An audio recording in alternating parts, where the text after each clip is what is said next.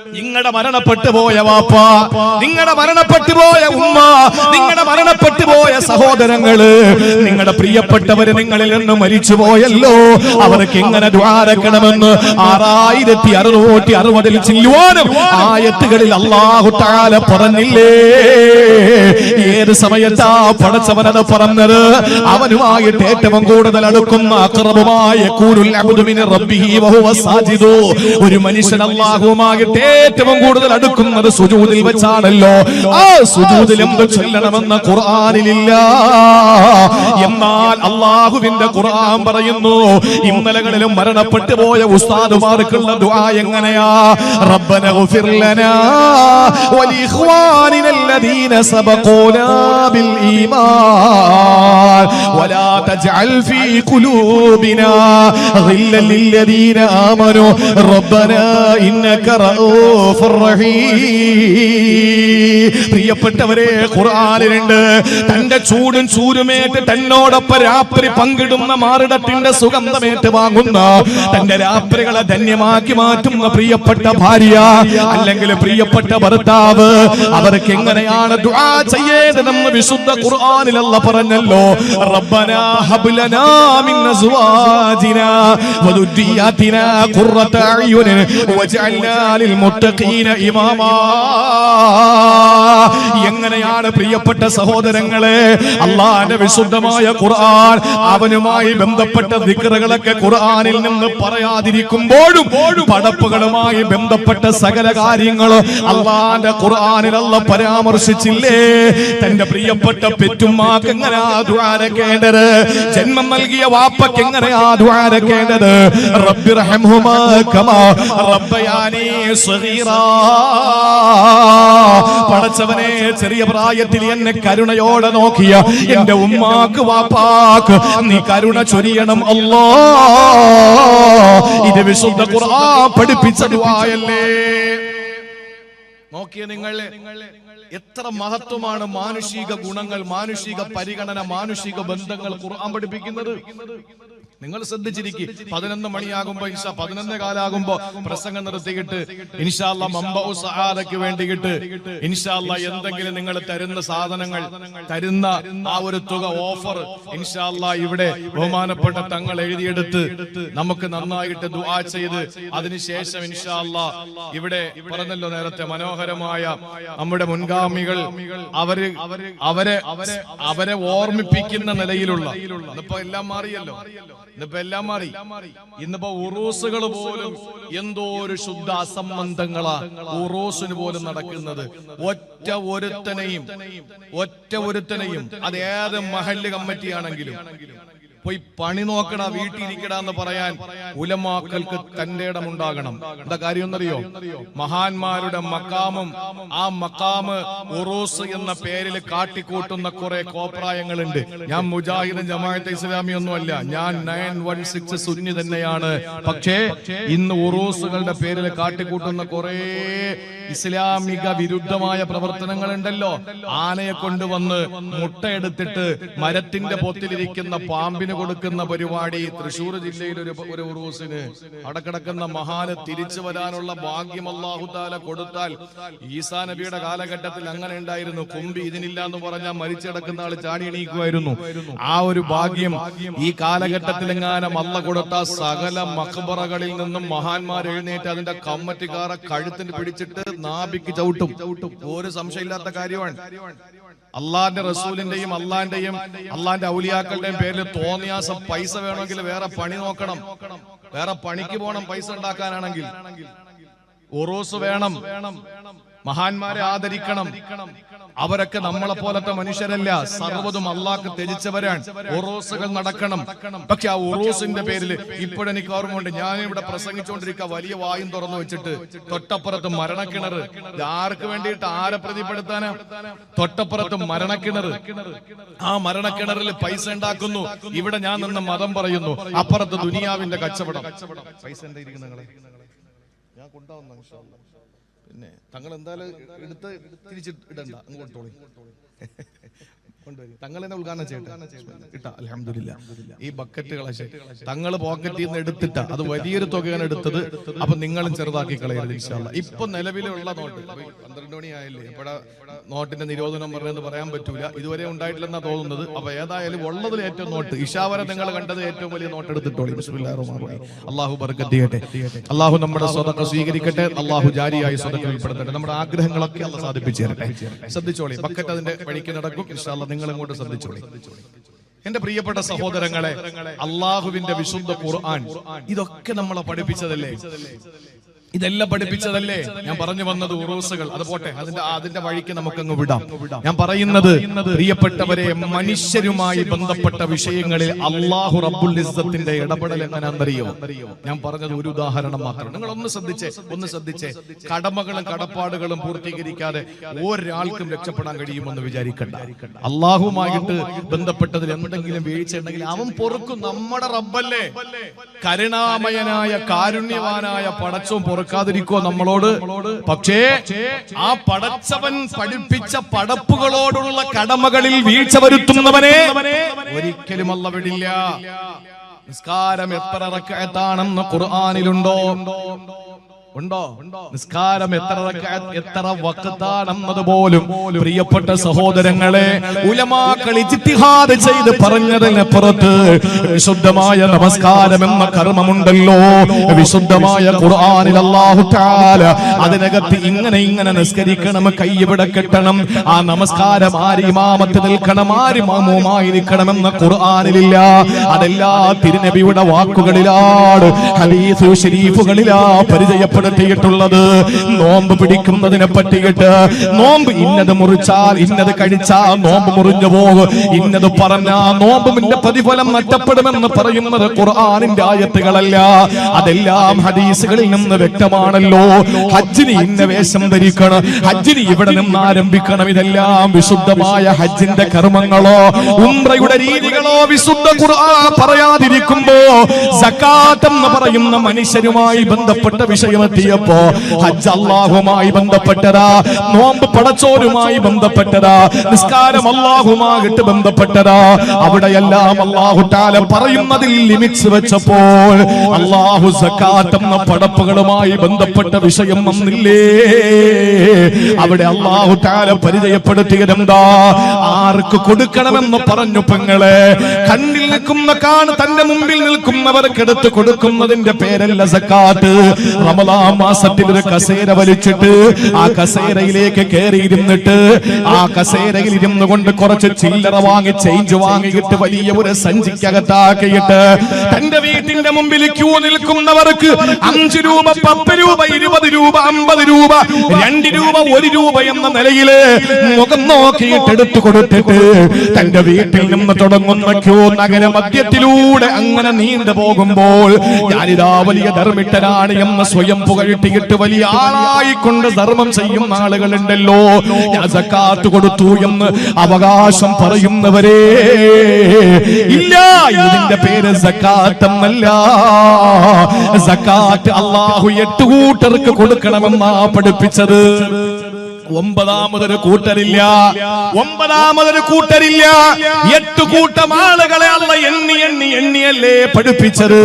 നിസ്കാരത്തിന്റെ റക്അത്ത് അല്ലാഹു പറയാതിരുന്നപ്പോ ഹജ്ജ് ചെയ്യുന്നതിന്റെ അമലുകൾ ഏതാണ് ആദ്യം ചെയ്യേണ്ടത്, ഏതാണ് പിന്നെ ചെയ്യേണ്ടതെന്ന് അല്ലാഹു പറയാതിരുന്നപ്പോൾ, സഹോദരങ്ങളെ നോമ്പ് പിടിക്കുമ്പോൾ ഏതെല്ലാം കഴിച്ചാൽ നോമ്പ് മുറിഞ്ഞു പോകുമെന്ന് പറയാതിരുന്നപ്പോ സക്കാത്തിന്റെ വിഷയം വന്നപ്പോ അല്ലാഹു തആല പറഞ്ഞതെന്താ? സൂറത്തു തൗബ, إنما الصدقات للفقراء والمساكين والعاملين عليها والمؤلفة قلوبهم وفي الرقاب والغارمين وفي سبيل الله وابن السبيل. الله 8 കൂട്ടരെ എണ്ണി പറയുകയാ. 8 കൂട്ടം ആളുകളെ എണ്ണി പറഞ്ഞു, ഇവർക്കാ നിങ്ങൾ സക്കാത്ത് കൊടുക്കേണ്ടത്. ഇതിനപ്പുറത്ത് സക്കാത്തിന്റെ പൈസ പള്ളിക്ക് തായോ എന്ന് പറഞ്ഞ് വരുന്നവന് കൊടുത്ത സക്കാത്താവൂല. അതിന്റെ പേര് സദക്ക എന്നോ ഹദി എന്നോ ഹിബത്ത് എന്നൊക്കെ ഗിഫ്റ്റ് എന്നൊക്കെ ആവുള്ളൂ. സക്കാത്ത് പള്ളിക്ക് വാങ്ങിക്കൂടല്ലോ. സക്കാത്ത് പള്ളിക്ക് വാങ്ങിക്കൂടല്ലോ. നിങ്ങൾ ആലോചിച്ച് നോക്കിയേ, ആ സക്കാത്ത് ഈ 8 കൂട്ടരല്ലാത്ത ഒരു കൂട്ടർക്കും സക്കാത്ത് കൊടുക്കാൻ പാടില്ല എന്ന് 5 സ്തംഭങ്ങളിൽ പഞ്ചസ്തംഭങ്ങളിൽ നിസ്കാരത്തിന്റെ ആ രീതിയും നോമ്പിന്റെ രീതിയും ഹജ്ജിന്റെ രീതിയും പറയാതെ അല്ലാഹു തആല മനുഷ്യരുമായി ബന്ധപ്പെട്ട സക്കാത്തിന്റെ വിഷയം വന്നപ്പോ ഇന്ന കൂട്ടർക്ക് നിങ്ങൾ കൊടുക്കണമെന്ന് പറഞ്ഞു. എന്താ അതിന്റെ അർത്ഥം? പ്രിയപ്പെട്ടവരെ, മാനുഷിക പരിഗണന ഏറ്റവും ശ്രദ്ധിക്കേണ്ട കാര്യമാണെന്ന് അല്ലാഹു പഠിപ്പിച്ചതാ. നിസ്കാരത്തിന് കുറവൊന്നുമില്ല. ഞാൻ ഇടയ്ക്കിടയ്ക്ക് ഓർമ്മപ്പെടുത്തുന്നത് അതാണ്. ഇന്നത്തെ ആളുകളുടെ കുഴപ്പം പടപ്പുകളോടുള്ള കാര്യങ്ങളിൽ, ബാധ്യതകളിൽ നമുക്ക് വീഴ്ച. അത് അല്ലാഹു പൊറുക്കില്ല. അതൊരിക്കലും അല്ലാഹു നമ്മളിൽ നിന്ന് പൊറുക്കില്ല. നോക്കൂ, നിങ്ങൾ മരണപ്പെട്ട് കഴിഞ്ഞാൽ, ഞാൻ ഈ സദസ്സിൽ വെച്ചെങ്ങാനും മരിച്ചുപോയാൽ എന്നെ കൊണ്ടുവയ്ക്കുന്ന ഖബറുണ്ടല്ലോ, അതിന്റെ പേര് ബർസഖ് എന്നാണ്. ബർസഖ് എന്ന് പറഞ്ഞ അർത്ഥം മറയെന്നാണ്. ജീവിച്ചിരിക്കുന്നവരെ ഖബറിന്റെ അടുക്കൽ വന്ന്, എന്റെ ഖബറിന്റെ അടുക്കലേക്ക് വന്നിട്ട്, എന്റെ പ്രിയപ്പെട്ടവരാ 6 അടി മണ്ണിന്റെ അടിയിൽ ഞാൻ കിടക്കുമ്പോ എന്റെ ഖബറിന്റെ മുകളിൽ വന്നിട്ട് എന്റെ പ്രിയപ്പെട്ടവരാരെങ്കിലും എന്റെ ഖബറിനകത്ത് നടക്കുന്നതിനെ പറ്റി നോക്കാൻ ഉദ്ദേശിച്ചാൽ, മണ്ണ് മാറ്റിയിട്ട് പലകയെടുത്തിട്ട് നോക്കിയാൽ എന്നെ എങ്ങനെയാണോ കൊണ്ടുവച്ചത് ആ പൊതിയപ്പെട്ട അവസ്ഥയിലല്ലാതെ കാണൂലല്ലോ.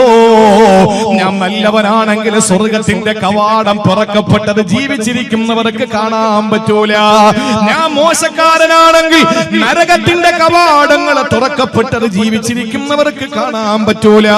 ഇതെല്ലാം മറയ്ക്കപ്പെട്ടതാണ്. അതാണ് പറഞ്ഞത്, വമിൻ വറാഇഹിം ബർസഖുൻ ഇലാ യൗമി യുബ്അസൂൻ.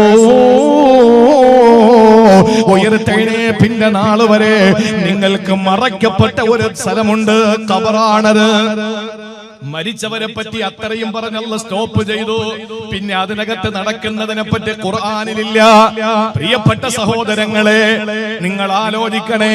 പക്ഷെ മരണപ്പെട്ടു പോയ ആളിനെ പറ്റി പറയുന്നതിൽ അല്ലാഹു തആല പരിധികൾ വെച്ചു. എന്നാൽ ഈ മരണപ്പെട്ടു പോയ ആളുകൾക്ക് ശേഷം ജീവിച്ചിരിക്കുന്ന ആളുകളെ പറ്റി ഖുർആൻ വാചാലമായി, അനന്തര സ്വത്ത്, ഭാര്യയ്ക്ക് ഇത്ര, ഉമ്മാക്ക് ഇത്ര, നിങ്ങൾ ചിന്തിക്കാൻ വേണ്ടി പറയാൻ.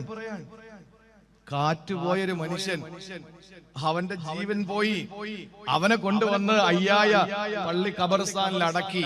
അതോടുകൂടി ചർച്ച തീർന്നു. അള്ളാന്റെ ഖുർആൻ പിന്നെ അവനെ പറ്റി പറയുന്നില്ല. കഴിഞ്ഞല്ലോ. ഇനി അള്ളാഹ് പറയുന്നത് എന്താണ്?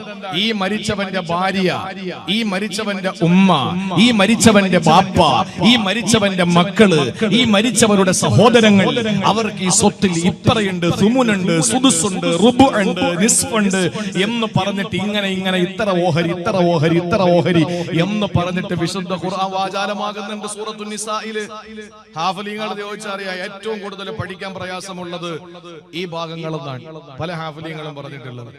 വറാസത്തിന്റെ വിഷയം പറയുന്ന ആയത്തുകൾ അതെത്തുമ്പോ അങ്ങോട്ടും ഇങ്ങോട്ടും ഒക്കെ തിരിഞ്ഞു പോകും. സാധാരണ നമുക്ക് യാസീൻ തിരിയും പോലെ ആയത്തുല്ലഹുമുൽ അർദുൽ മൈതത്തുണ്ട്, ആയത്തുല്ലഹുമുൽ ലൈലു നസ്ലഖുണ്ട്, ആയത്തുല്ലഹുമന്ന ഹമൽനയുണ്ട്. ഇത് ശ്രദ്ധിച്ചില്ലെങ്കിൽ 10 സെക്കൻഡ് കൊണ്ട് യാസീൻ തീരും. മരിച്ച 3-ാം ഫാത്തിഹ കഴിഞ്ഞാൽ യാസീൻ തീരാതിരിക്കുകയും ചെയ്യും, അല്ലേ? നമ്മൾ ശ്രദ്ധിച്ചില്ലെങ്കിൽ. അപ്പൊ അതുപോലെ ഹാഫിളീങ്ങൾക്ക് തെറ്റുന്ന ഒരു ഭാഗമാണ് വറാസത്തിന്റെ, അനന്തരാവകാശത്തിന്റെ കാര്യങ്ങൾ പറയുന്ന ഭാഗങ്ങൾ. സഹോദരങ്ങളെ, ചിന്തിച്ചു നോക്കിയേ. മരിച്ച ആളുകളെ പറ്റി പറയുന്നതിൽ അല്ലാഹു തആല ഒരു പരിധി വെച്ചിട്ടുണ്ട് എങ്കിൽ ജീവിച്ചിരിക്കുന്നവർക്ക് കൃത്യമായി ഇത്ര കൊടുക്കണം, അവരുണ്ടെങ്കിൽ ഇവർക്ക് ഇത്രയേ ഉള്ളൂ, മറ്റവര് കൂടുതലുണ്ടെങ്കിൽ ഇത്രയേ ഉള്ളൂ എന്നൊക്കെ പറഞ്ഞിട്ട് വളരെ വ്യക്തമായി ഖുർആൻ പഠിപ്പിച്ചില്ലേ? അതാണ് ഞാൻ പറഞ്ഞത്. മാനുഷിക ബന്ധങ്ങൾക്ക് ഖുർആൻ വലിയ സ്ഥാനമാണ് കൊടുത്തത്. നമ്മളും അങ്ങനെ തന്നെയാണ് കൊടുക്കേണ്ടത്. അല്ലാഹുമായിട്ടുള്ള കടമകളെ പാലിക്കുന്നതോടൊപ്പം പടപ്പുകളോടുള്ള വിഷയത്തിലെ ജാഗ്രത വേണേ. ഖുർആനിലെ ഏറ്റവും വലിയ ആയത്തേതെന്നറിയോ? അയ്യായയിലെ പ്രിയപ്പെട്ടവരെ, നമസ്കാരമാണല്ലോ ഒരു സത്യവിശ്വാസിയും ഒരു സത്യനിഷേധിയും തമ്മിൽ മറയ്ക്കുന്ന, അവർ രണ്ടുപേരെയും തമ്മിൽ വ്യത്യസ്തനാക്കുന്ന ഇബാദത്ത് നിസ്കാരമാണല്ലോ. ആദ്യമായിട്ട് നിർബന്ധമാകുന്ന നിസ്കാരമാണല്ലോ. ലോകം അവസാനിക്കുന്നത് വരെയും നിലനിൽക്കുന്നത് നിസ്കാരമാണല്ലോ. ഒരു വിട്ടുവീഴ്ചയും ഇല്ലാത്തത് നിസ്കാരമാണല്ലോ. ആ നമസ്കാരത്തെ പറ്റിയല്ല ഖുർആനിൽ ഏറ്റവും വലിയ ആയ ആയത്തുള്ളത്. നോമ്പിനെ പറ്റിയല്ല, സകാത്തിനെ പറ്റിയിട്ടല്ല, ഹജ്ജിനെ പറ്റിയല്ല. ഏറ്റവും വലിയ ആയത്ത് ഏതാണെന്നറിയോ? വിശുദ്ധ ഖുർആനിലും മനുഷ്യരുമായി ബന്ധപ്പെട്ട വിഷയത്തിലാ ഒരൊറ്റ പേജുള്ള ഒരു ആയത്ത് അല്ലാഹു തആല അവതരിപ്പിച്ചു. കടം വാങ്ങുന്നതുമായി ബന്ധപ്പെട്ടത്. ഞാൻ ഉസ്താദ്, തങ്ങൾ ഉസ്താദിന്റെ കയ്യിൽ നിന്ന് കടം വാങ്ങിയാൽ വാങ്ങിയത് ചിലപ്പോ 1000 രൂപയായിരിക്കും. തങ്ങൾ ഉസ്താദ് ഒരു പേപ്പർ എടുത്ത് കൃത്യമായി സാക്ഷികളുടെ സാന്നിധ്യത്തിൽ എഴുതണം, ഇത്രാം തീയതി ഇന്ന ദിവസം ഇന്ന സമയത്ത് ഇന്നയാളിന് ഞാൻ ഇത്ര രൂപ കൊടുത്തു. നമ്മൾ ചോദിക്കും, ഇത്രയും വലിയ മനുഷ്യനായിട്ട് നിങ്ങൾക്ക് ബുഖില് മാറിയില്ലേ എന്ന് ചോദിക്കും. 2000 രൂപ വാങ്ങിയപ്പോ 3 പേപ്പറിൽ എഴുതി വെച്ചിരിക്കുക 2 പേരുടെ സാന്നിധ്യത്തില്. നമ്മൾ അവനെ ബഖീലെന്ന് വിളിക്കില്ലേ ഒരാളെ? അല്ലെ, അങ്ങനെയല്ലേ വിളിക്കാറ്? 2000 രൂപ ഞാൻ ചോദിക്കും, പെട്ടെന്ന് എടുത്ത് പോവല്ലേ എന്ന് പറഞ്ഞു, ഇതിലൊന്ന് ഒപ്പുവെച്ചേ, ഞാൻ എഗ്രിമെന്റ് എഴുതിയിരിക്കുകയാണ്, ഞാൻ അടുത്ത ആഴ്ച തരാമെന്ന് പറഞ്ഞ കാര്യമാണ്. നമ്മൾ പറയും, ഓ ഇങ്ങനത്തെ ഒരു മനുഷ്യൻ ജീവിച്ചിരിക്കുന്നുണ്ടല്ലോ എന്ന് നമ്മൾ ചിന്തിക്കും. എടോ, അത് ഖുർആനിന്റെ അധ്യാപനമാണ്. അല്ലാത്തവർക്ക് പണി കിട്ടിയിട്ടുമുണ്ട്. ഖുർആന്റെ അധ്യാപനമാണത്, അങ്ങനെ ചെയ്യണമെന്നുള്ളത്. ഏറ്റവും വലിയ ആയത്ത് കടം വാങ്ങൽ കൊടുക്കുന്നതുമായി ബന്ധപ്പെട്ടുള്ള ആയത്താണ്. ഒറ്റ പേജാണ്, ഒറ്റ പേജാ. നിസ്കാരത്തെ പറ്റി പറഞ്ഞ എന്താ? അഖീമുസ്സലാഹ്. ഒറ്റ വാചകം അല്ലേ? നോമ്പിനെ പറ്റി പറഞ്ഞ എന്താ? കുത്തിബ അലൈക്കുമുസ് സിയാമു കമാ കുത്തിബ അലല്ലദീന മിൻ ഖബ്ലിക്കും ലഅല്ലക്കും തത്തഖൂൻ. അങ്ങനെ സമാനമായ 1-2 ആയത്തുകൾ. ഹജ്ജിനെ പറ്റി പറഞ്ഞത് എന്താ? വലില്ലാഹി അലന്നാസി ഹജ്ജുൽ ബൈത്തി മൻ ഇസ്തതാഅ ഇലൈഹി സബീല. അല്ലാഹു തആല എല്ലാം ചുരുക്കി പറഞ്ഞു. മനുഷ്യരുമായി ബന്ധപ്പെട്ട കടം അടക്കമുള്ള വിഷയങ്ങൾ വന്നപ്പോഴോ ഒരൊറ്റ പേജ് നിറച്ച് അല്ലാഹുവിന്റെ ഖുർആൻ വാചാലമായി. എന്ന് പറഞ്ഞതിന്റെ അർത്ഥം എന്താ? മനുഷ്യരുമായി ബന്ധപ്പെടുന്ന വിഷയങ്ങളിൽ പ്രിയപ്പെട്ടവരെ നമുക്ക് ജാഗ്രത വേണമെന്ന, നമ്മൾ ആ വിഷയത്തിൽ സൂക്ഷിക്കണമെന്ന. ഇനി ഞാൻ പറയട്ടെ, ഏറ്റവും പ്രധാനമായി ഞാൻ ഉണർത്താനുള്ളത്, ആമുഖമായി ഞാൻ ഓതി വെച്ച ആയത്തും അത് തന്നെയല്ലേ? നമസ്കരിക്കുന്നവൻ അല്ലാഹു കൊടുക്കുന്ന പ്രതിഫലം എത്രയാ? ഒരു മനുഷ്യനെ നമസ്കരിക്കുമ്പോൾ ആ നമസ്കരിക്കുന്ന മനുഷ്യന് ഒറ്റയ്ക്ക് നിസ്കരിക്കുന്നതിനേക്കാൾ ജമാഅത്തായി നിസ്കരിക്കുമ്പോൾ 27 ഇരട്ടി പ്രതിഫലമുണ്ടെന്നല്ലേ? ശരി തന്നെയാ. ഇഖ്ലാസ് അനുസരിച്ച് അല്ലാഹു പ്രതിഫലം കൊടുക്കുന്നു. ഒരു അമലിൽ അല്ലാഹു കൊടുക്കുന്ന 10 അമലിന്റെ കൂലിയാ. ഇത് നിങ്ങളാണ് പ്രിയപ്പെട്ടവരെ. 100 രൂപ ബക്കറ്റിലിട്ടാൽ നിങ്ങൾക്ക് അല്ലാഹു എഴുതുന്നത് എത്രയും അറിയോ? 1000 എന്നാണ്. ഒരു സുബ്ഹാനല്ലാഹ് പറഞ്ഞവൻ അല്ലാഹു എഴുതുന്നത് 10 സുബ്ഹാനല്ലാഹ്. എന്നാൽ നോമ്പ് പിടിക്കുമ്പോഴും അങ്ങനെ തന്നെ, ഹജ്ജ് ചെയ്യുന്ന വിഷയത്തിലും അങ്ങനെ തന്നെ. പക്ഷേ പ്രിയപ്പെട്ടവരെ, അല്ലാഹുവിന്റെ ഖുർആൻ സൂറത്തുൽ ബഖറയിൽ അല്ലാഹു തആല പറഞ്ഞ ഒരു ആയത്തുണ്ട്. ഞാൻ ആമുഖമായി ഓതിയ ആയത്ത് അത് തന്നെയാണ്. അത് സകാത്തും അതുപോലെ സദഖയുമായി ബന്ധപ്പെട്ട വിഷയമാണ്. അല്ലാഹു പറയുന്ന വാക്ക് നിങ്ങളൊന്ന് കേൾക്കണേ. മസലുൽ ലദീന യുൻഫിഖൂന അംവാലഹും ഫീ സബീലില്ലാഹ്. അല്ലാഹുവിന്റെ മാർഗ്ഗത്തിൽ അഥവാ ജനങ്ങൾക്ക് വേണ്ടി നിങ്ങൾ ചെലവഴിക്കുന്ന സമ്പത്തിന്റെ ഉപമ എന്താണെന്നറിയോ? കമസലി ഹബ്ബത്തിൻ, ഒരു ധാന്യമണി പോലെയാണ്. അമ്പത്തത്തെ സബഅ സനാബില. അത് മണ്ണിൽ കുഴിച്ചു വെച്ചപ്പോൾ 7 കതിരുകൾ പൊട്ടിച്ചു. 7 കതിരുകൾ, നെൽക്കതിരുകൾ വന്നു. മുളപ്പിച്ചതോ ഒരൊറ്റ നെൽമണിയാണ്. അത് കുഴിച്ചു വെച്ചിട്ട് വെള്ളമൊഴിച്ചപ്പോൾ സഹോദരങ്ങളെ 7 നെൽക്കതിരുകൾ അതിൽ നിന്ന് പൊട്ടി വരികയാ. എന്നിട്ട് അല്ലാഹു പറയുന്നു, ഫീ കുല്ലി സുംബുലത്തിൻ മിഅതു ഹബ്ബാ. ഓരോ കതിരുകളിലും 100 മണികളാണ് അല്ലാഹു കൊടുത്തത്. വെച്ചത് എത്ര?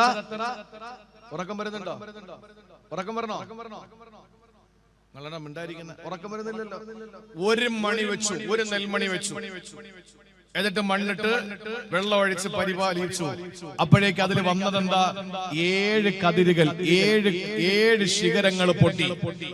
പാടത്ത് നിങ്ങൾ നോക്കി അറിയാം, ഈ ഓരോ ശിഖരങ്ങളിൽ, ഓരോ കതിരുകളില് അല്ലാഹു തആല പറയുന്നു, മിഅത്തു ഹബ്ബ, 100 നെന്മണികളെ അല്ലാഹു തആല കൊടുത്തു. അപ്പൊ എത്രയായി?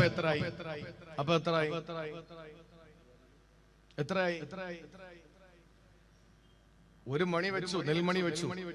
ആ നെൽമണി ഒരെണ്ണം വെച്ചപ്പോൾ അതിൽ 7 കതിരുകൾ പൊട്ടി. ആ 7 കതിരിൽ ഓരോ കതിരിലും 100 നെൽമണികൾ വീതം. തിരുവനന്തപുരം ജില്ലയിലാണെങ്കിൽ 700 മലപ്പുറത്ത് എങ്ങനെയാന്ന് വെച്ചാൽ എനിക്കറിയില്ല. 700 നെൽമണികളായി. 700 എണ്ണം വെച്ചതെത്ര? 1. കിട്ടിയതെത്ര? 700. ഇതാണ് സ്വതക്ക കൊടുക്കുന്നതിന്റെ പുണ്യം. ഇതാണ് സ്വതക്ക കൊടുക്കുന്നതിന്റെ പുണ്യം. ഈ വിവരണം നിസ്കാരത്തിന്റെ വിഷയത്തിൽ അല്ലാഹു പറഞ്ഞില്ല. ആരെങ്കിലും നിസ്കരിച്ചാൽ, 1 റക്അത്ത് നിസ്കരിച്ചാൽ അവന് 700 റക്അത്ത് നിസ്കരിച്ച കൂലിയാണെന്ന് ഖുർആനിലില്ല. ഒരു നോമ്പ് പിടിച്ചാൽ അവന് 700 നോമ്പ് പിടിച്ച കൂലിയാണെന്ന് ഖുർആനിലില്ല. ഒരു ഹജ്ജ് ചെയ്താൽ അവന് 700 ഹജ്ജിന്റെ കൂലിയാണെന്ന് ഖുർആനിലില്ല. പക്ഷെ അള്ളാഹു പറഞ്ഞത് ഇതൊക്കെ അവനുമായി ബന്ധപ്പെട്ട വിഷയങ്ങളാണ്. മനുഷ്യരുമായി ബന്ധപ്പെട്ട വിഷയം പറഞ്ഞപ്പോ, സക്കാത്തിന്റെ വിഷയം, സദഖയുടെ വിഷയം പറഞ്ഞപ്പോ അള്ളാഹു പറഞ്ഞു ഒരു നെൽമണി വെക്കുന്നവനെ പോലെയാണ്. 7 കതിര് പൊട്ടി, ഓരോ കതിരിലും 100 നെൽമണി വീതം. 700, ഒന്നിന് 700 പ്രതിഫലം അള്ളാഹു കൊടുക്കുന്നു. ഇത് മനുഷ്യരുമായി ബന്ധപ്പെട്ട വിഷയമായതുകൊണ്ടല്ല പറഞ്ഞതാ സഹോദരങ്ങളെ. അതുകൊണ്ട് നമ്മൾ ഏറ്റവും കൂടുതൽ സൂക്ഷിക്കേണ്ടത് അത് തന്നെയാണ്. ഏറ്റവും കൂടുതൽ സൂക്ഷിക്കേണ്ടത് അത് തന്നെയാണ്. അതുകൊണ്ടല്ലേ അള്ളാഹുവിന് വേണ്ടിയുള്ള നിസ്കാരത്തിന്റെ നിയമം എന്താണ്? അതിനു മുമ്പുള്ള വുളുവിന്റെ നിയമം എന്താണ്? വെള്ളം ഉപയോഗിക്കാൻ കഴിയാത്തൊരു മനുഷ്യന്റെ അവസ്ഥ, ഒരു വലിയ മുറിവ് കയ്യിൽ പറ്റി ഒരിക്കലും കഴുകാൻ പറ്റാത്ത അവസ്ഥയാണ്. വെള്ളം നനഞ്ഞു പോയാൽ ശരീരത്തിന്റെ അവയവത്തിന് കേടുപാടുകൾ സംഭവിക്കുമെന്ന് വിദഗ്ധനായ നിപുണനായ ഡോക്ടർ പറഞ്ഞാൽ അല്ലാഹുവിന്റെ നിയമം വന്നില്ലേ? ഫതയമ്മമൂ, നിങ്ങൾ വെള്ളം ഉപേക്ഷിച്ചിട്ട് നിങ്ങൾ മണ്ണെടുത്ത് തയമ്മം ചെയ്യുക. സഹോദരങ്ങളെ, നിസ്കാരത്തിന്റെ വിഷയം നിൽക്കാനേ കഴിയുന്നുള്ളൂ. ഇരിക്കാൻ പറ്റുന്നില്ലെങ്കിൽ നീ നിന്ന് നിസ്കരിച്ചോ. ഇനി നിൽക്കാൻ പറ്റും, പക്ഷേ നിൽക്കാൻ പറ്റുന്നില്ല, ഇരിക്കാനേ പറ്റോളെങ്കിൽ നീ ഇരുന്ന് നിസ്കരിച്ചോ. എല്ലാത്തിനും അല്ലാഹു തആല നിസ്കാരത്തിൽ ഇളവ് തന്നല്ലോ. 4 നേരത്തെ ഞാൻ പറഞ്ഞതുപോലെ 2 നിസ്കരിക്കാൻ ഖസ്റല്ല തന്നില്ലേ, ജംഅ അല്ലാഹു തന്നില്ലേ, എല്ലാ ആനുകൂല്യങ്ങളും അല്ലാഹു തന്നു. നോമ്പിന്റെ വിഷയം വരുമ്പോ നിനക്ക് ആരോഗ്യമുണ്ടെങ്കിൽ നോമ്പ് പിടിച്ചാ മതി. വിദഗ്ധനായ ഡോക്ടർ പറഞ്ഞു നിനക്ക് പട്ടിണി കിടക്കാൻ പാടില്ല, വെള്ളം കൃത്യമായി കുടിച്ചില്ലെങ്കിൽ നിനക്ക് അപകടമാണെന്ന് ഡോക്ടർ പറഞ്ഞാൽ ആ നോമ്പ് നിനക്ക് വിടാമല്ലോ. യാത്ര ചെയ്യുന്നവന് നോമ്പില്ലല്ലോ. അവിടെയും അല്ലാഹു നോമ്പിന് അവിടെ ആനുകൂല്യം കൊടുത്തു. എന്നാ സഹോദരങ്ങളെ, ഹജ്ജിന്റെ വിഷയം നിങ്ങൾ നോക്ക്. അവന് പോകാൻ യാത്ര ചെയ്യാനുള്ള എല്ലാ സൗകര്യങ്ങളും അവന് ഒത്തുവരുമ്പോഴാണ് ഹജ്ജ് നിർബന്ധമാകുന്നത്. അവന് യാത്രാ സൗകര്യം, അവന്റെ ആരോഗ്യം, അവന് സമ്പത്ത്, ഈ വിഷയങ്ങളെല്ലാം ഒരുമിച്ച് കൂടുമ്പോൾ അവന് ഹജ്ജ് നിർബന്ധമാവുകയാ. എന്നാ സക്കാത്തിന്റെ വിഷയത്തിന് നിങ്ങൾ നോക്ക്. വർഷം പൂർത്തിയാകുമ്പോഴാണ് സക്കാത്ത് കൊടുക്കേണ്ടത്. ഇതെല്ലാം വിശുദ്ധ ഖുർആൻ ആനുകൂല്യങ്ങൾ അല്ലാഹു ഒന്നൊന്നായി നമ്മുടെ ഇബാദത്തുകളിൽ തരുമ്പോൾ പ്രിയപ്പെട്ടവരെ, അല്ലാഹു തആല യാതൊരു ആനുകൂല്യം തരാത്തൊരു വിഷയം ഏതാണ്? അത് പടപ്പുകളുമായി ബന്ധപ്പെട്ട വിഷയമാണ്. അല്ലാഹുവേ, ഞാൻ അവനൊരു 10 മിനിറ്റ് പരദൂഷണം പറഞ്ഞോട്ടെ? അനുവാദമില്ല. ഞാൻ എന്തെങ്കിലും അവനെ പറ്റി പറഞ്ഞോട്ടെ? ചില ആളുകൾക്കുണ്ടല്ലോ അതൊരു ഹോബിയാണ്, എന്തെങ്കിലും പറഞ്ഞോണ്ടിരിക്കണം. ഞാൻ അങ്ങനെ ആഗ്രഹമുള്ള ചില ആളുകൾ ഉണ്ടെങ്കിൽ, എന്നെ കേൾക്കുന്നവരിൽ ആരെങ്കിലും ഉണ്ടെങ്കിൽ ഒരു ചെറിയ പൊടിക്കൈ പറഞ്ഞു തരാം. നമുക്ക് ആരെങ്കിലും എന്തെങ്കിലും പറയണമെന്ന് തോന്നിയാൽ നമ്മൾ എന്താ ചെയ്യേണ്ടതെന്നറിയോ? ചിലർക്ക് അങ്ങനെ ഉണ്ടല്ലോ, JCBയുടെ പല്ലുകൊണ്ട് ഈ മാന്തി കൊടുത്താലും നാക്കിന്റെ കടി മാറൂല. ആരെങ്കിലും എന്തെങ്കിലും പറഞ്ഞുകൊണ്ടിരിക്കണം, എന്തെങ്കിലുമൊക്കെ പറഞ്ഞുകൊണ്ടിരിക്കണം. അങ്ങനെയുള്ള ആളുകൾ ഉണ്ടെങ്കിൽ അവരോട് എനിക്ക് പറയാനുള്ളത്, അത് നിങ്ങൾക്ക് ചെയ്യാൻ പറ്റുന്ന ഏറ്റവും നല്ലൊരു കാര്യം അതെന്നറിയോ? ഒരിക്കൽ ഒരു മഹാൻ തന്റെ ജനങ്ങളോട് പറഞ്ഞു, ഞാൻ ആരെങ്കിലും എന്തെങ്കിലും പറയണമെന്ന് ആഗ്രഹിച്ചാൽ ഞാൻ ഉടൻ എന്റെ വാപ്പയെയും എന്റെ ഉമ്മയെയും പറ്റി ജനങ്ങളുടെ മുമ്പ് ചെന്ന് ഞാൻ പറയും. നാട്ടുകാരെ മുഴുവനും വിളിച്ചു നിർത്തിയിട്ട് എന്റെ വാപ്പ അങ്ങനാണ്, അയാളെ കണി കാണാൻ കൊള്ളൂല, അയാള് പ്രശ്നക്കാരനാണ്, എന്റെ ഉമ്മ അങ്ങനാണ്, എന്റെ ഭാര്യ ഇങ്ങനാണ്, എന്റെ മക്കൾ അങ്ങനാണ് എന്ന് സ്വന്തക്കാരെ പറ്റി ഞാൻ പറയും എന്നാ മഹാൻ പറഞ്ഞു. അപ്പൊ കൂടെ നിന്നവര് ചോദിച്ചു, അവരെന്ത് തെറ്റ് ചെയ്തിട്ടാ? അപ്പൊ എന്താ ഈ മഹാൻ പറഞ്ഞെന്നറിയോ? എടോ, നീ കേട്ടിട്ടില്ലേ അള്ളാന്റെ റസൂല് പറഞ്ഞത്, നമ്മൾ ആരെങ്കിലും പറ്റി എന്തെങ്കിലും പറഞ്ഞാൽ നമ്മുടെ അമലുകളെല്ലാം എടുത്ത് അള്ളാഹു അവർക്ക് കൊടുക്കും അല്ലേ? നമ്മുടെ അമലുകളും സകലതും എടുത്ത് അള്ളാഹ് അവർക്ക് കൊടുക്കും. എന്നിട്ട് തീർന്നു, നമ്മുടെ അമലുകൾ തീർന്നു എന്ന പറഞ്ഞത് ഇനിയും ബാക്കി കിടക്കുകയാണ്. നീ എന്താ ചെയ്യാ? ആ പറയപ്പെട്ടവന്റെ സകല തിന്മകളും എടുത്ത് അള്ളാഹു നമ്മളെ തലയിൽ വെച്ച് ഇത് സഹീഹായ ഹദീസാണല്ലോ.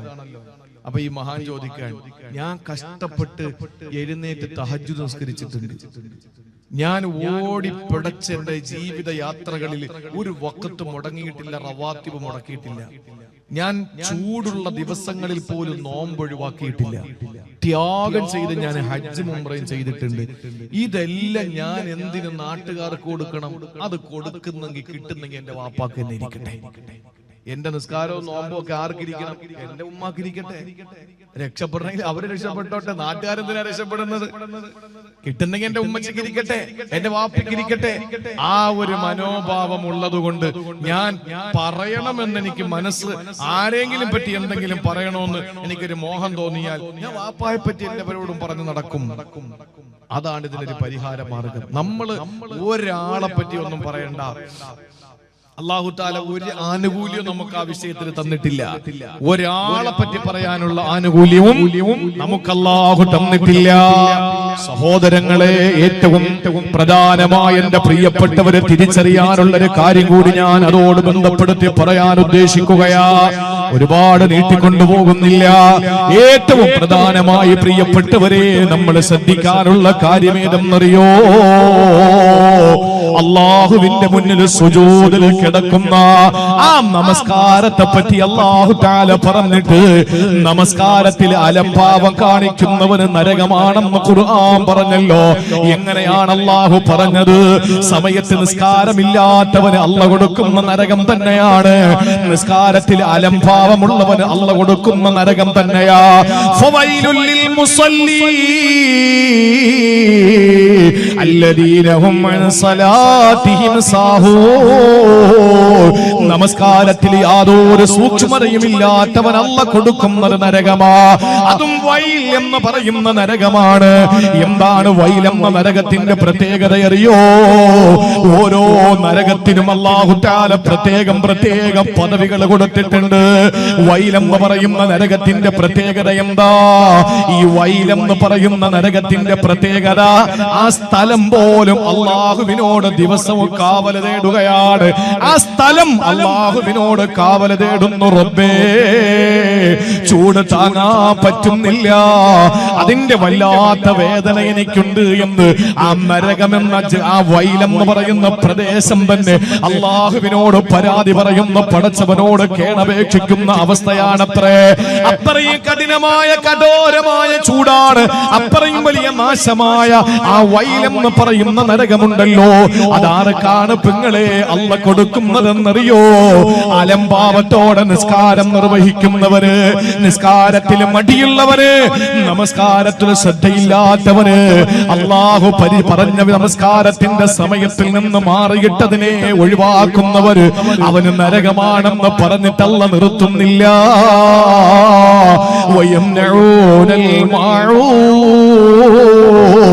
അല്ലാഹു ആ വൈലെന്ന നരകം കൊടുക്കുന്നത് നിസ്കാരമില്ലാത്തവന് മാത്രമല്ല, പിന്നെ ആർക്കാണ്?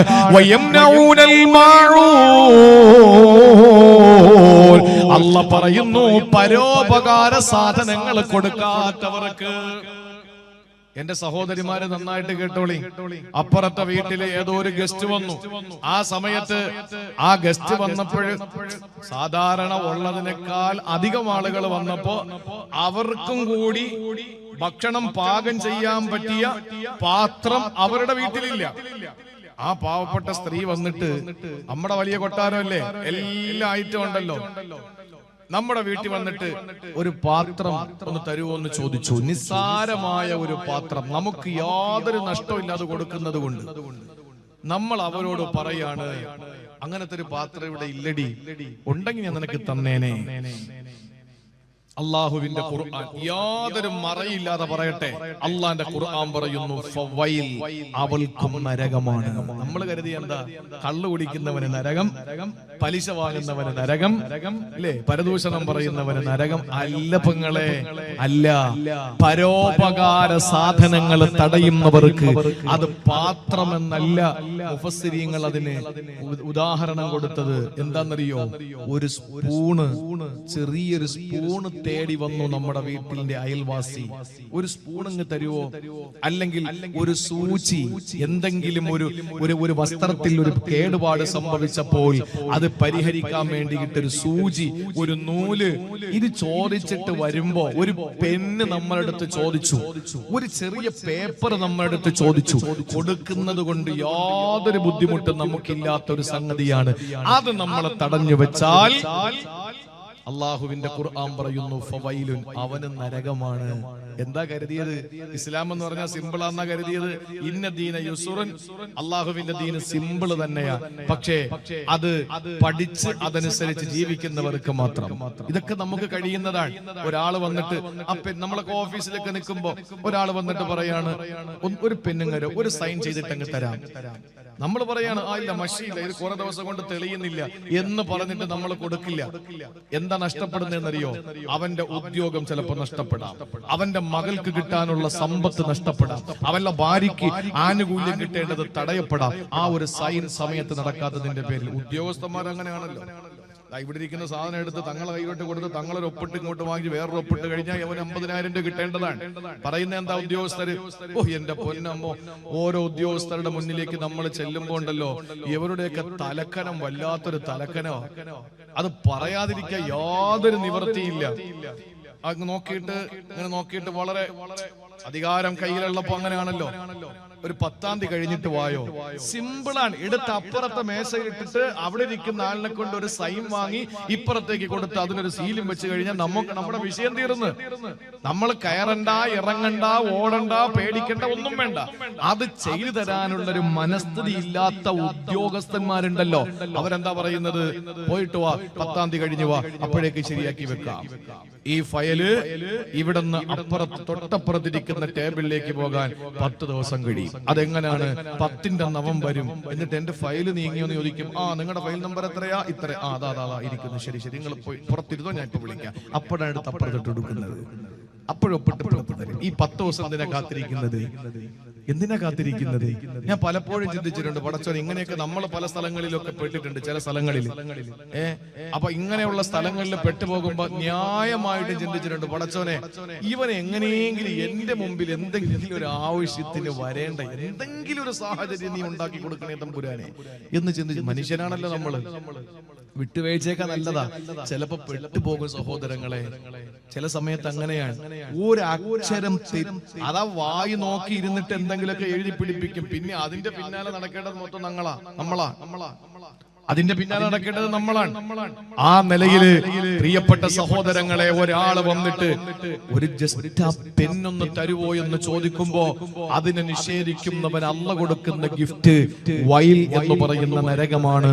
അള്ളാഹു നമ്മളെ കാത്തുരക്ഷിക്കട്ടെ.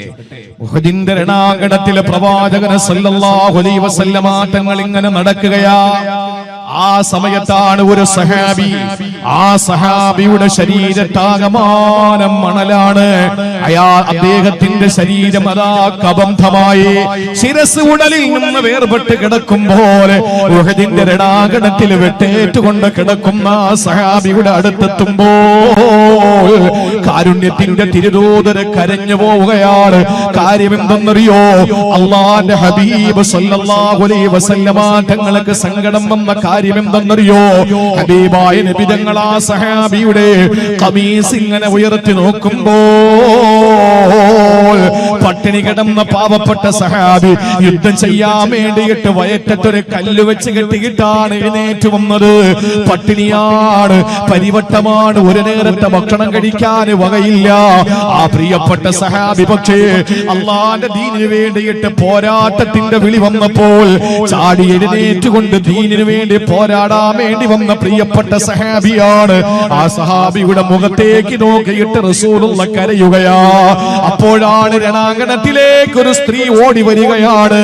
സുബ്ഹാനല്ലാഹ്. ആ സ്ത്രീ ഓടി വന്നിട്ട് ആ പൊന്നുമോന്റെ ശിരസെടുത്ത് മടിയിലേക്ക് വെച്ചിട്ട് മുഖത്ത് നിന്ന് മണൽ നീക്കുകയാ. എന്നിട്ട് ആ പ്രിയപ്പെട്ട സഹോദരി പറയുന്നു, ഹനി അല്ലകയാ ബുനയ്യൽ ജന്ന. പൊന്നുമോനെ സന്തോഷിക്കടാ, നിനക്ക് സ്വർഗ്ഗം അല്ലാഹു തന്നിട്ടുണ്ടല്ലോ, നിനക്കല്ല സ്വർഗ്ഗം തന്നല്ലോ, സന്തോഷിക്ക് മോനെ സന്തോഷിക്ക്. റസൂലുള്ളാഹിന് മനസ്സിലായി വന്നത് ഉമ്മയാണെന്ന്. ആ സഹാബിയോട് ശരീരമെടുത്ത് തലയെടുത്തിട്ട് മടിത്തട്ടിൽ വെച്ച് തലോടിയിട്ട് നിനക്ക് സ്വർഗമുണ്ട് മോനെ എന്ന് പറഞ്ഞ ഉമ്മയുടെ മുഖത്ത് നോക്കിയിട്ട് കാരുണ്യത്തിന്റെ തിരുദൂതര് പറഞ്ഞ വാക്കെന്തെന്നറിയോ? ഉമ്മാ, ഈ മോന് സ്വർഗത്തിലാണെന്ന് നിങ്ങൾക്ക് ഉറപ്പ് പറയാൻ പറ്റുമോ? ആ ഉമ്മ ഞെട്ടിപ്പോയി. ഉഹദിലാ സംഭവം രക്തസാക്ഷിയാണ് പൊന്നുമോൻ. ഉമ്മയുടെ സ്നേഹലാളനയേറ്റ പൊന്നുമോനാ. കാരണമുണ്ടായിരുന്നു യുദ്ധത്തിൽ പങ്കാളിയാകാതിരിക്കാൻ പട്ടിണിയാ.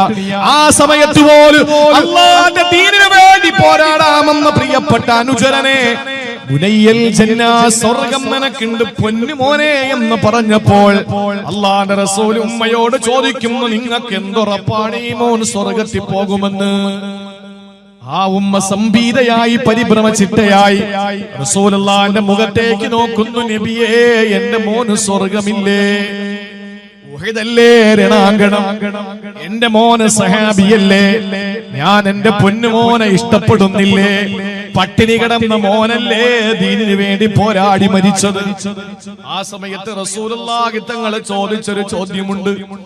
ഈ മകൻ തനിക്ക് ബുദ്ധിമുട്ടില്ലാത്ത ഒരു സാധനം മറ്റൊരാൾക്ക് ഉപകാരത്തിന് വേണ്ടി കൊടുത്തിട്ടില്ല എന്ന് നിങ്ങൾക്ക് ഉറപ്പുണ്ടോ? അതാണ് ചോദ്യം. ഒരു നഷ്ടമില്ല എനിക്ക് യാതൊരു നഷ്ടമില്ല കൊടുക്കുന്നത് കൊണ്ട്. ഞാൻ മഴ പെയ്തപ്പോ ഒരു കൊടയും ചൂടിതാ പള്ളിയുടെ മുറ്റത്തേക്ക് ഇറങ്ങി. ഞാൻ വണ്ടിയിലേക്ക് പോവാൻ, ഇവിടെ മണിക്കൂറായി ഒരു സഹോദരൻ നിൽക്കാൻ. അദ്ദേഹത്തിന് എന്തോ അത്യാവശ്യമുണ്ട്, അദ്ദേഹത്തിന് മഴ നനഞ്ഞിട്ട് പോകാൻ പറ്റില്ല. ഞാൻ അദ്ദേഹത്തെ ആ കൊടയിൽ, ചൂടിയ കൊടയിൽ അദ്ദേഹത്തെ കൂടി ചേർത്ത് നിർത്തിയിട്ട് ഇവിടെ നിന്നൊരു 25-30 ചുവടങ്ങോട്ട് വെക്കുമ്പോ എന്റെ പ്രിയപ്പെട്ട സഹോദരങ്ങളെ, എനിക്ക് അല്ലാഹു തരുന്ന കൂലി എത്ര വലുതാ. ഞാൻ അദ്ദേഹത്തിന് കണ്ടിട്ട് കാണാ, അവിടെ നിൽക്കണം എന്ന് പറഞ്ഞിട്ട് ഞാൻ ഇങ്ങനെ പോയി കഴിഞ്ഞാൽ എന്റെ പ്രിയപ്പെട്ട സഹോദരങ്ങളെ, എനിക്ക് എങ്ങനെ സ്വർഗം കിട്ടും? രക്തസാക്ഷിയായിട്ട് ഉഹദിലെ ഉമ്മയുടെ പ്രേമഭാജനത്തിന് പട്ടിണി കിടന്നിട്ട് രണാങ്കണത്തിൽ വന്ന പൊന്നുമോനെ, അല്ലാഹുവിന്റെ റസൂല് ആ ശരീരം കണ്ടിട്ട് കരഞ്ഞ ആ പ്രിയപ്പെട്ട സഹാബി വര്യന്റെ ജീവിതത്തിൽ ഇങ്ങനെ ഒരു അവസ്ഥ ഉണ്ടായിട്ടില്ല എന്ന് നിങ്ങൾക്ക് ഉറപ്പുണ്ടോ എന്ന് പറഞ്ഞ ആ സഹാബി അങ്ങനത്തെ ആളാണെന്നല്ല, ഇങ്ങനെയുള്ള സ്വഭാവമില്ലാത്തവർക്ക് സ്വർഗം സംശയിക്കേണ്ടിയിരിക്കുന്നു എന്ന് ലോകത്തിന് പഠിപ്പിച്ചു കൊടുക്കാൻ വേണ്ടി നബി സല്ലല്ലാഹു അലൈഹി വസല്ലം തങ്ങൾ നടത്തിയ ഒരു പ്രക്രിയ, ക്രിയാത്മക ഇടപെടൽ, അത്രേ ഉള്ളൂ. അല്ലാതെ ആ സഹാബി അങ്ങനത്തെ ആളായത് കൊണ്ടല്ല. അതുകൊണ്ട് ഒരു നഷ്ടവും നമുക്കില്ലാത്തത് നമ്മൾ ചെയ്തു കൊടുക്കണം. അല്ലാഹു അതിനുള്ള തൗഫീഖ് നൽകി അനുഗ്രഹിക്കുമാറാവട്ടെ.